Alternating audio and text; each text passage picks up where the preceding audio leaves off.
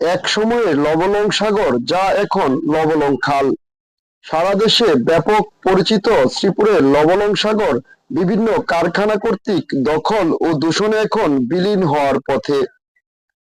গাজীপুর জেলার শ্রীপুর উপজেলার দক্ষিণ সীমান্ত ঘেঁষা ময়মনসিংহ জেলার ভালুকা উপজেলার ক্ষীর নদীর সংযোগ স্থল থেকে উৎপত্তি এই খালটির। এঁকে বেঁকে চলা দীর্ঘ পথ অতিক্রম করে মির্জাপুরের কাছে তুরাগ নদী গিয়ে মিশেছে এই লবণং সাগর। স্থানীয়রা বলেন, এক সময় এই লবণং সাগর দিয়ে চলতো পালতোলা নৌকা, শোনা যেত মাঝির আকুল করা গান, নদীতে পাওয়া যেত দেশীয় নানা প্রজাতির মাছ। সেই নদ এখন চরম অস্তিত্ব সংকটে। দখল, দূষণ আর অনিয়ন্ত্রিত অত্যাচার অবহেলায় হারিয়ে ফেলেছে তার গতিধারা। লবণং খাল দখল করে খালের পার ভরাট করে নদের উপর কিংবা এর গতিপথ পরিবর্তন করে গড়ে উঠেছে শত শত কলকারখানা। অন্যদিকে উপজেলার প্রায় সব খালই লবণংয়ের সঙ্গে যুক্ত, ফলে পরিস্থিতি হয়েছে আরো ভয়াবহ। লবণং সহ আশেপাশের সব খালই পৌঁছেছে দখল ও দূষণের চরম মাত্রায়। প্রতি বছর সেপ্টেম্বর মাসের শেষ রোববার বিশ্ব নদী দিবস হিসেবে পালন করা হয়। আর এই নদী দিবসে লবণং নদীর অবৈধ দখল ও দূষণমুক্ত করতে কার্যকর পদক্ষেপ দেখতে চায় স্থানীয়রা। এইটা খেত সবখানি মার গেছে, এই যে পচা পানি মধ্যে নামতারি না, একটা ব্যাং মতো নাই পানি মধ্যে এখন। মাছ তো থাকবো দূরে থাক, অ্যাসিডের পানি ছাড়ে, এই মেলের পানি ছাড়ে, এই মেলের পানি লেগে আমরা খালে নামতাম পারি না। তখন এক বছর আমি খেতে দিয়েছিলাম ওরা, পর আমার 1.5 উইকেট ধরে। ওখানে যদি এই যে বিষাক্ত পানি না ছাড়ে তাহলে যেমন আমরা আবার এই মাছ খাইতে পারতাম বা ইয়া পারতাম। আগে তো গরু সরু গোসল হারাইছে, অনেক গরু গরু নামাইতে পারি না, মানে খালের মধ্যে গরু নামাইতে পারি না, বাইন দেওয়া নামান জানা, গরু দেওয়া নামান জানা। নালা হয় মানে ময়লা পানি নালা হয়েছে, ময়লা পানি নালা হয়েছে আর ইয়া নাই। এরপর অনেক অনেক ক্ষতি হইতেছে তো আমরা। এই সকালবেলা তো এই পাতা রাউনো জানা, সকালে আর বিকালে এই গন্ধ লাগে। এই পানি তো পরিষ্কার নাই, পানি তো ময়লা, মেল ফ্যাক্টরির পানি, এটা পচা পানি। আজ থেকে 24 বছর আগে এই খালের পাড়ের পানি সাধারণত পরিষ্কার ছিল। এখন পানির ময়লা আবর্জনা অতিরিক্ত বেশি। সময় খালের পানি অনেক ভালো আছে, অনেক কাজ কাম আমরা করছি, গোসল করছি, খেতা কাপড় দিচ্ছি, পানি পুড়ি দিয়ে নিচ্ছি। অনেক খালের বাড়ি এমন যায় না, আমরা গরিব মানুষ, গরু ছাগল রাখছি, হেও রাখুন যায় না। আমরা অনেক অসহায় আর কি, পানির গন্ধে থাকুনি যায় না। পানিতে দূষিত পানির কারণে আমাদের ফসলের হার কমে যেতেছে আর কি। আর ওখানে যত ফ্যাক্টরি আছে সব ফ্যাক্টরির ময়লা এখান দিয়ে বয়ে যায়। তো এই ময়লা পানিতে তো আর চাষ করা সম্ভব না। তো এখানে অনেক পরিমাণে ফসল ফলানোর জন্য তো কেউ মোটর ইউজ করে, আবার কেউ এখান থেকে পানি নিয়ে শেষ হিসাবে আর কি ফসল ব্যবহার করে। তো এই কারণে ফসলের হার কমে যেতেছে, মাটির অম্লত্ব ক্ষতিগ্রস্ত হইতেছে। তো এখন নোংরা দেখতে পাচ্ছেন, গন্ধ, এখানে বায়ু দূষণ হচ্ছে, দাঁড়ানো যায় না। এখানে দেখেছে রাস্তা দিয়ে যাওয়ার সময় যারা গাড়ি দিয়ে যায় তাদের নাকে গন্ধ বাজে। আর যে কলকারখানা গুলো আছে ওদের যে ময়লাগুলা ওইগুলা সঠিক ভাবে পর্যবেক্ষণ করা হোক, এটা ব্যবহার না করা হোক, তো পানি দূষণ আর বায়ু দূষণ থেকে রক্ষা পাবে।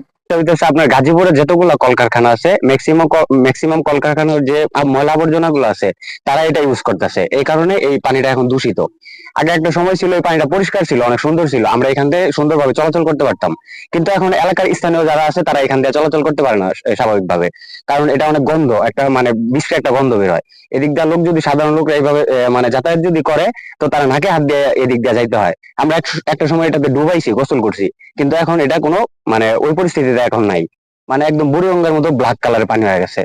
তো আমরা এটা সরকারের কাছে আবেদন, বা যে মানে এটা দেখুক, এটা পর্যবেক্ষণ করা হোক, এটা এই কলকারখানার যত আবর্জনা আছে, ময়লা আছে, এগুলা অন্যথায় অন্য জায়গাতে ব্যবহার করুক তারা। এটা আমরা যেন আবার আগের মতো, আগের রূপে ফিরে পাই, এটা আমাদের চাহিদা। এই খালটার মধ্যে আমরা ছোটবেলায় হলো গোসল করছি, আমরা সাঁতার কাটছি, আমরা এই খালের মধ্যেই, বিশেষ করে এটা হলো ছোটবেলায় শুনতাম যে এটা হলো লবণাঙ্গ সাগর। সাগরের একটা অংশ। পরবর্তীতে এটা যতদূর জানি যে এটা নদী হিসেবে হলো বাংলাদেশ সরকার এটাকে ডিক্লেয়ার করছে। তো মূলত হচ্ছে যে এটা আমাদের গাজীপুর শিল্পাঞ্চল অধ্যুষিত অঞ্চল হওয়াতে এই খালটাকেই আসলে ব্যবহার করতেছে শিল্প উদ্যোক্তারা বা শিল্প প্রতিষ্ঠান তাদের বর্জ্য নিষ্কাশনের জন্য। কিন্তু আসলে ছোটবেলায় এখানে হলো এই খালের পানিতে আমরা যখন হলো সাঁতার কাটতাম, মাছ ধরতাম, তরতাজা মাছ থাকতো। আর এখন এই খালে মাছ তো দূরের কথা, একটা সাপ ব্যাংকে এগুলাও নাই। আর আরেকটা জিনিস হলো যে আসলে এই খালের পাশ দিয়ে হলো যারা হলো চলাচল করে বা আসে যায়, তারা কেউ হলো এই পানির হলো এতটাই হলো বাজে অবস্থা, এইখানে হলো নামবে দূরে থাক, এই খালের পাড়ে পর্যন্ত দাঁড়ানো যায় না, এতটুকু হলো দুর্গন্ধ। আর আরেকটা ব্যাপার হলো যে আসলে শিল্প প্রতিষ্ঠান তারা যে ইটিপি ব্যবহার করে, তো এটা আসলে একটা নামে মাত্র।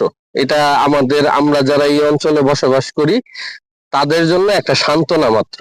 কিন্তু আসলে আদৌ এটা মানে সরজমিনে আছে কিনা এটা সন্দেহ আছে। তারা হলো নামমাত্র কাগজপত্র এটা ব্যবহার করে, তাদের হলো এটার অনুমোদন আছে বা তারা এই প্রসেসিংটা করে। ইতিপূর্বে বহুত পরিবেশবিদরা আমাদের এই অঞ্চলে যারা নদী নিয়ে কাজ করে এবং পরিবেশ নিয়ে কাজ করে, তারা অনেক সময় হলো এটা নিয়ে হলো আন্দোলন, অনেক মানববন্ধন এবং অনেক কিছুই হলো হয়েছে। কিন্তু আসলে কে শুনে কার কথা? গত 10 বছরের মধ্যে আমাদের এই অঞ্চলটাতে, যেমন কেওয়া পশ্চিম খন্ড গ্রামের কিছু একটা অংশ, মাওনা ইউনিয়নের বেলতলি গ্রামের একটা অংশ, এবং ওই দিকে আপনার আরো একটু দক্ষিণ দিকে যদি যান, একটু ভাটি অঞ্চল যেগুলো, এগুলোতে এই ফ্যাক্টরির এই পানিগুলা এমন ভাবে হলো ফসলের জমি নষ্ট করতেছে। ধান পানিতে সারা বছর হলো পানি থাকতেছে, সেখানে ধান রোপণ করা যাচ্ছে না।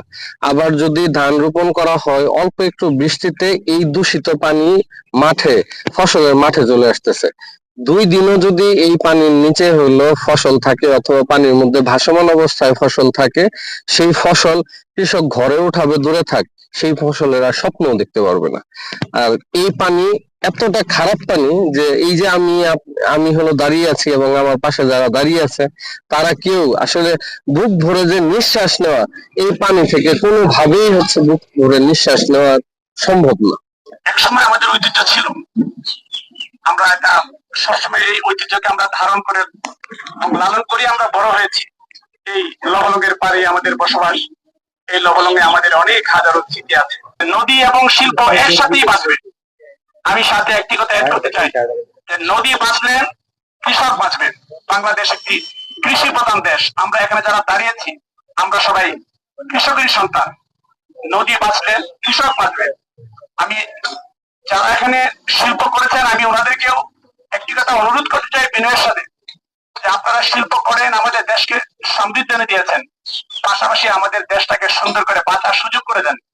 আপনারা যদি অল্প একটু, আপনাদের লোভ বলবো না, আমি বলবো যে আপনাদের ইচ্ছাটাকে যদি আপনারা একটু যদি আপনাদের ইচ্ছাটাকে একটু প্রসারিত করেন, তাহলে এই দেশটা আরো সুন্দর হতে পারে।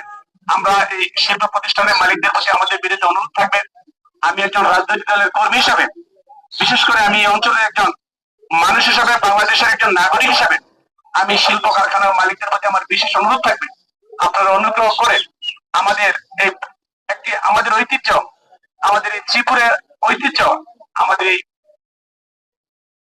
লবলং নদীকে অন্তত বাঁচার সুযোগ করে দেন। হারানো ঐতিহ্যকে হয়তো আপনারা ফিরিয়ে দিতে পারবেন না, কিন্তু আমি অনুরোধ করবো আপনারা এই আমাদের লবলং নদীকে অন্তত বাঁচার সুযোগ করে দেন। নদী বাঁচলে কৃষক বাঁচবে, এটা আপনারা এই জন্যই বলছি যে আপনারা জানেন যে যখন খরার মৌসুম আসে, তখন কৃষক এই নদী থেকে পানি দিয়ে, সেচ দিয়ে মানুষ মানে কৃষি কাজ করে, আমাদের ফসল ফলায়।